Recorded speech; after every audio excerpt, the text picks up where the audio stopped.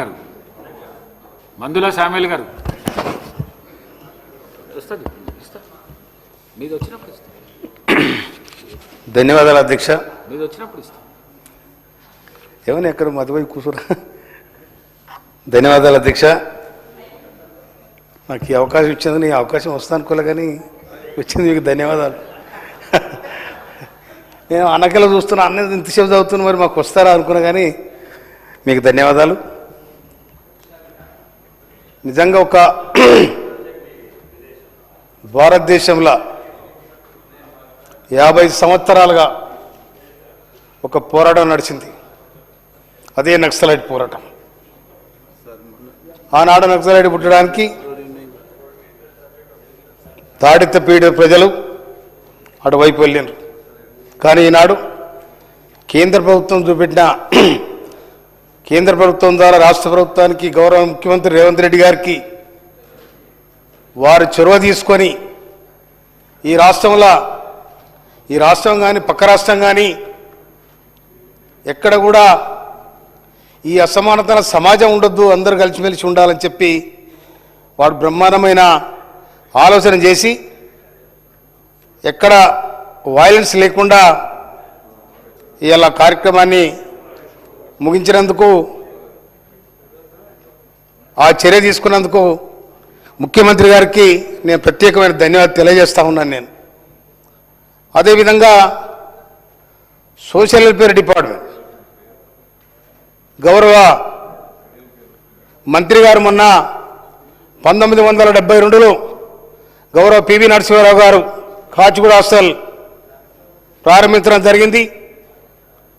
Kachiguda hostel ప్రారంభించిన నాడు నాలాంటి వాళ్ళు ఎంతోమంది హాస్టల్లో ఉండి చదువుకొని సమాజంలో వాళ్ళు కూడా గుర్తింపు పొందడం జరిగింది. అదేవిధంగా 56లో మోంజా market hostel doctor BR Ambedkar దాన్ని ప్రారంభించడం జరిగింది. అది కూడా నేను ప్రభుత్వం ఆ బిల్డింగ్లు కొత్త కన్స్ట్రక్షన్ చేయాలని నిర్ణయించడం, నేను రాష్ట్ర ప్రభుత్వానికి హృదయపూర్వక ధన్యవాదాలు తెలియజేస్తా ఉన్నా. అదేవిధంగా ఇవాళ మన పిల్లలకు కూడా, పేద పిల్లలు ఎవరైతే ఉన్నారో వాళ్ళందరూ కూడా కాస్మెటిక్ ఛార్జీలు పెంచి, ఆడపిల్లలకు కాస్మెటిక్ ఛార్జీలు పెంచి, బాయ్స్ అందరికి కూడా, బాయ్స్ కానీ గర్ల్స్ కానీ 40% మెస్ ఛార్జీలు పెంచి వాళ్ళందరూ కూడా జీవన ప్రమాణాన్ని పెంచడానికి, పౌష్టికారాన్ని అందించడానికి ఇవాళ రాష్ట్ర ప్రభుత్వం బ్రహ్మాండమైన ఆలోచన చేయడం జరిగింది. ఈ సందర్భంగా రాష్ట్ర ప్రభుత్వానికి నేను హృదయపూర్వక ధన్యవాదాలు తెలియజేస్తా ఉన్నా. తర్వాత ఇంకొక విషయం, గౌరవ ముఖ్యమంత్రి గారు, డిప్యూటీ సీఎం గారు వారు ఇంటిగ్రేటెడ్ స్కూల్ పెట్టి నా దగ్గర కూడా మంజూరు చేయడం జరిగింది. అది పని కూడా నడుస్తూ ఉంది. అన్నిటికంటే ఈ దేశంలో నిజంగా డాక్టర్ బిఆర్ అంబేద్కర్ ఆనాడు ఎన్ని కష్టాలు వచ్చినా, నిష్ఠూరాలు వచ్చినా, బాధలు వచ్చినా, బందికాలు వచ్చినా కూడా ఈ భారతదేశంలో స్వతంత్రం వచ్చిన తర్వాత, స్వతంత్రం రాకముందు రాజ్యాంగం పొందుపరిచే విషయంలో డాక్టర్ బిఆర్ అంబేద్కర్నే ఇలా ఈ భారతదేశం ఎంచుకొని, ఆనాడున్న అగ్రకులాలైన వాళ్ళు కూడా ఈ నిమ్న జాతులు ఈ విధంగా ఉండొద్దు, భారతదేశంలో భాగమై ఉండాలి, వీళ్ళకు కూడా సమానమైన హక్కులు ఉండాలని చెప్పి ఆనాడు డాక్టర్ బిఆర్ అంబేద్కర్కు ముసాయిదా కమిటీ చైర్మన్గా ఇచ్చి అందరు గౌరవించారు. పండిట్ జవహర్లాల్ నెహ్రూ గారు, సర్దార్ వల్లభాయ్ పటేల్, అలాంటి మహనీయులందరూ కూడా డాక్టర్ బిఆర్ అంబేద్కర్కు అవకాశం ఇచ్చి రాజ్యాంగం పొందుపరిచింది. కాబట్టి ఇవాళ మేము చదువుకోగలుగుతా ఉన్నాం, ఇవాళ ఈ శాసనసభలో నిలబడగలుగుతున్నాం. అందుకోసమనే ఇవాళ విద్య అనేది చాలా ముఖ్యమైన అంశం. కనుక ఈ విద్య ఇంతకుముందు సోషల్ వెల్ఫేర్ హాస్టల్ ఉండే, మనకు రాజ్యాంగంలోకి వచ్చిన తర్వాత 1952లో హాస్టల్ ప్రారంభించడం జరిగింది. జవహర్లాల్ నెహ్రూ పంచవర్ష ప్రణాళికలో భాగంగా సామాజిక న్యాయం కూడా జరగాలని ఆనాడే జవహర్లాల్ నెహ్రూ గారు ప్రతిపాదించి 62లో హాస్టల్ ప్రారంభించడం. మొదటి దశ ఫస్ట్ జనరేషన్ హాస్టల్లో చదువుకున్న వాళ్ళు ఇలా ఆఫీసర్లుగా అయ్యి రిటైర్మెంట్ కూడా అయినరు. అదే హాస్టల్ ఇలా కొంత ఇబ్బందిగా ఉన్నాయి. హాస్టల్ కూడా మరి గౌరవ సోషల్ మినిస్టర్ గారు కూడా మొన్న కాచిగూడ హాస్టల్ పోయి దాన్ని విజిట్ చేయడం జరిగింది. కనుక అగ్రికల్చర్ విషయంలో కూడా గౌరవ తుమ్మల నాగేశ్వరరావు గారు చాలా అనుభవజ్ఞులు. ఎందుకంటే నేను వారు సత్తుపల్లిలో ఉన్నాడు, నేను తుమ్మల నాగేశ్వరరావు గారి దగ్గర నేను పోతే వారు వ్యవసాయం పట్ల వాళ్ళకున్న నిబద్ధత, వాళ్ళకున్న క్రమశిక్షణ వ్యవసాయం పట్ల నిజంగా కూడా గొప్పగా వారు చేయడం జరిగింది. అదేవిధంగా పారిశ్రామిక విధానంలో పారిశ్రామిక విధానంలో మనమందరం కూడా పారిశ్రామిక రంగాన్ని ముందు వరుసలో నిలబెట్టాలని రాష్ట్ర ప్రభుత్వం బ్రహ్మాండమైన ఆలోచనతో ఉంది. అందుకనే ఇలా గౌరవనీయులు కీర్తి శేషులు వెంకటస్వామి గారు వారసత్వమైన వివేక్ గారికి ఇలా లేబర్ మినిస్టర్ పరిశ్రమల శాఖ లేబర్ మినిస్టర్ ఇవ్వడం జరిగింది.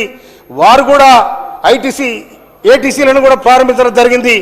నిజంగా ఒక అవగాహన ఉన్న మంత్రివర్గం కాబట్టి ఈ రాష్ట్రం మీద స్పష్టమైన రాజకీయ సామాజిక కోణంలో అవగాహన ఉంది కాబట్టి ఇవాళ గౌరవ మన ఎల్ఏ మినిస్టర్ గారు వారు ఇలా పారిశ్రామిక విధానంలో బ్రహ్మాండమైన ఆలోచనతో నా దగ్గర 180 ఎకరాలలో పారిశ్రామిక వాడను ప్రారంభించడానికి దాన్ని నిర్మాణం చేయడానికి మాకు కూడా శాంక్షన్ ఇవ్వడం జరిగింది. వారికి ధన్యవాదాలు తెలియజేస్తా ఉన్నాను నేను. అందుకోసమనే అన్ని విషయాలలో అవగాహన ఉన్న మన ముఖ్యమంత్రి రేవంత్ రెడ్డి గారు మంత్రివర్గాన్ని మొత్తం సమన్వయం చేసుకుని రాష్ట్రం ముందు వరుసలో నిలబడాలి కనుక ఈ భారతదేశానికి తెలంగాణ రాష్ట్రం ఆదర్శంగా ఉండాలని చెప్పి అన్ని విధాలు కూడా ఆరోగ్యవంతమైన తెలంగాణ ఉండాలని చెప్పి వారు కలలుగల ఇరిగేషన్ నీటిపారుదల రంగం నిజంగా నేను ఎమ్మెల్యే కాకముందు నా దగ్గరనే 6 చెక్ డ్యామ్లు కట్టినరు, మధ్యలో వదిలేసి వెళ్ళిపోయినరు. కానీ మన గౌరవనీయులు ఉత్తమ్ కుమార్ రెడ్డి గారు ఇరిగేషన్ మినిస్టర్ గారు సహకారం తీసుకొని నేను ఆ 6 చెక్ డ్యామ్లకు పూర్తి చేస్తే ఇవాళ దాదాపు 12,000 ఎకరాలకు నీరంతా ఉంది, పుట్ల కొద్ది పంటమంతా ఉంది. అందుకోసమనే ఇరిగేషన్ మినిస్టర్ గారు కూడా నేను ధన్యవాదాలు తెలియజేస్తాను. కనుక ఇలా సీతక్క ఆదివాసీ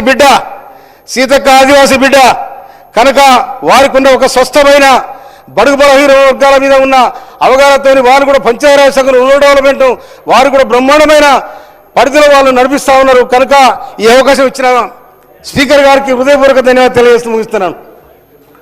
శ్రీ పాయల్ శంకర్ గారు, రాకేష్ రెడ్డి గారు ఒక 5 minutes.